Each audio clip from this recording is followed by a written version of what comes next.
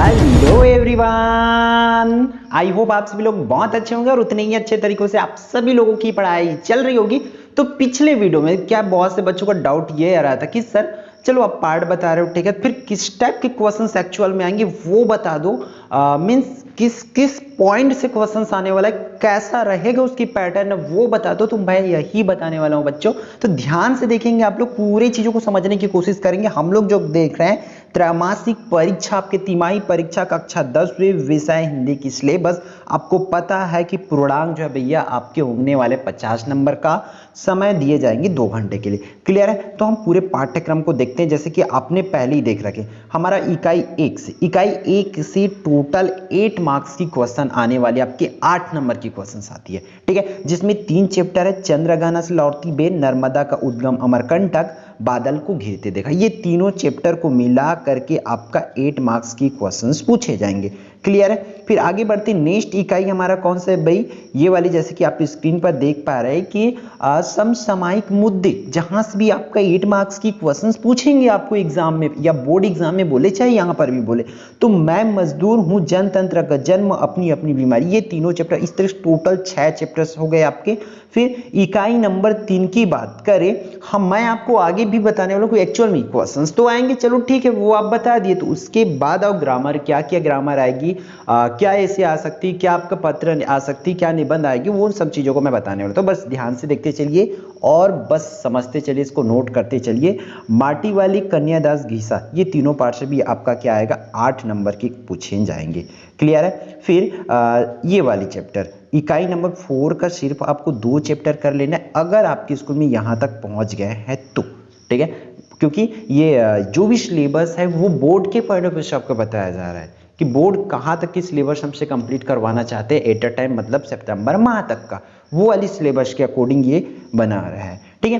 फिर आगे बढ़ते हैं, तो चलो ध्यान से देखेंगे प्रश्न का रूपरेखा कैसा रहेगा, क्योंकि ये आपको बहुत बड़ी डाउट थी, ठीक है। तो चलो मैं आपको 50 नंबर का पूरा हिसाब किताब देने वाला हूं कि किस टाइप से आपको क्वेश्चन जो है पूछे जा सकते हैं। तो आपको पता है आपका सही विकल्प चुनकर लिखिए आएगा, तो आपके पास जो भी चीजें होगी सही विकल्प वाली, तो वो देख सकते हैं, या वीडियो डली हुई है वन शॉट, मतलब पूरे चैप्टर का आपको सही विकल्प मिल जाएगी इस चैनल पर, वहां से आप देख सकते हैं। रिक्त स्थानों की पूर्ति आएगी और उचित संबंध जोड़ो आता है इसमें, तो ये 15 नंबर आपका यहाँ से फिक्स हो जाएगा, जिसको आपको ईमानदारी से अभी से 1 बाय 1 धीरे धीरे प्रैक्टिस करते चलना है। क्लियर है? फिर ये आप लोग देख लेंगे कि आपको कंफर्म होनी चाहिए कि आपका एग्जाम में ये आएगा ही। हम सैंपल पेपर्स जो है बहुत जल्द आपको प्रोवाइड करा देंगे, तो डोंट वरी, उसके लिए आप थोड़ा सा टाइम लीजिए, क्योंकि जो भी बनेगा आपके लिए सटीक बनाने की कोशिश रहेगी, जिससे आपको सही से बेनिफिट हो पाए। फिर पाठ्य पुस्तक से प्रश्न आपका आएगा, ठीक है, 2 अंक वाली, 3 अंक वाली और 4 अंक वाले क्वेश्चन पूछे जाएंगे लगभग, जिसमें से 8 से 10 प्रश्न पूछ सकते हैं। क्लियर है? कितने?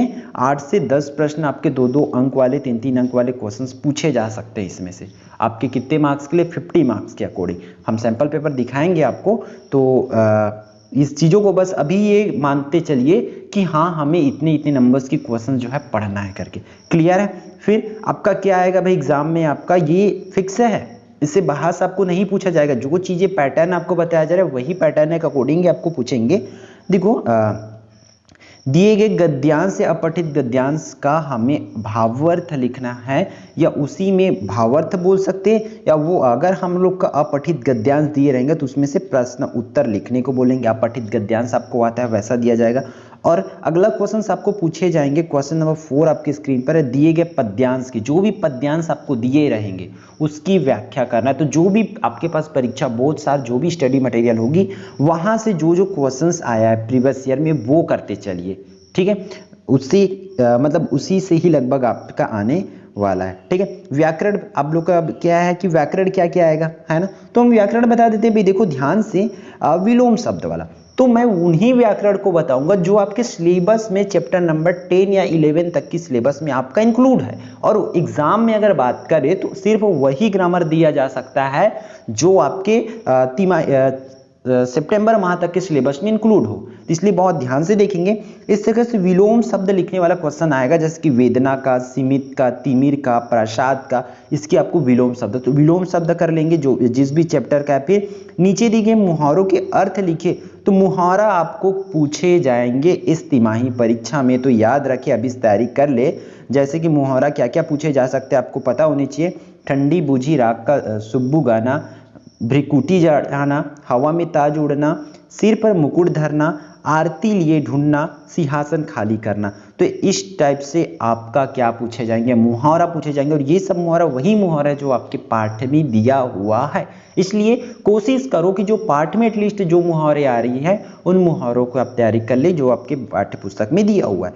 ठीक है, फिर आपकी क्या क्या आएगा, अलंकार आएगी। तो अलंकार में सिर्फ आपको मानवीकरण अलंकार पढ़ना है कि मानवीकरण अलंकार क्या होती है। आपने हमारी पिछली वीडियो देखी होगी तो उसमें हमने ऑलरेडी बताए हैं, जब चैप्टर 2 पढ़ा रहे थे तो चैप्टर 2 में हमने इस मानवीकरण अलंकार क्या होती है उसको एक्सप्लेन कराए थे आपको विथ एग्जांपल। तो ऐसे आपको मानवीकरण अलंकार पढ़ लेना है। समास आपको डिटेल अभी कर लो। रस का देखो अभी सिर्फ ये 3 मैनली ग्रामर, मानवीकरण अलंकार, समास और रस, ये तीनों कर लेंगे आप लोग। फिर आपको प्रत्यय करना है। तो प्रत्यय में भी ऐसा नहीं कि बहुत कुछ करना है, सिंपल से आपको ई, इन और आइन, ये 3 प्रत्यय है वो तीनों प्रत्यय को कर लेंगे। क्लियर है। तो फिर आगे बढ़ते हैं। आप लोग का आवेदन पत्र आएगा एग्जाम में, ये तो फिक्स है आपके तिमाही पेपर में जो भी है। तो टीचर्स आपको इस तरीका से इंपॉर्टेंट मैं बता देता हूँ आपको, ये दे सकते हैं कि नगर के स्वास्थ्य अधिकारी को पत्र लिखकर सफाई व्यवस्था ठीक न होने की शिकायत करना है, और शुल्क माफी हेतु प्राचार्य को पत्र आ सकता है, या परीक्षा अवधि में ध्वनि विस्तार। तो इसमें से एटलीस्ट 2-3 कर लीजिए क्योंकि ये बोर्ड एग्जाम में भी आती है, यही सब क्वेश्चन बोर्ड एग्जाम में।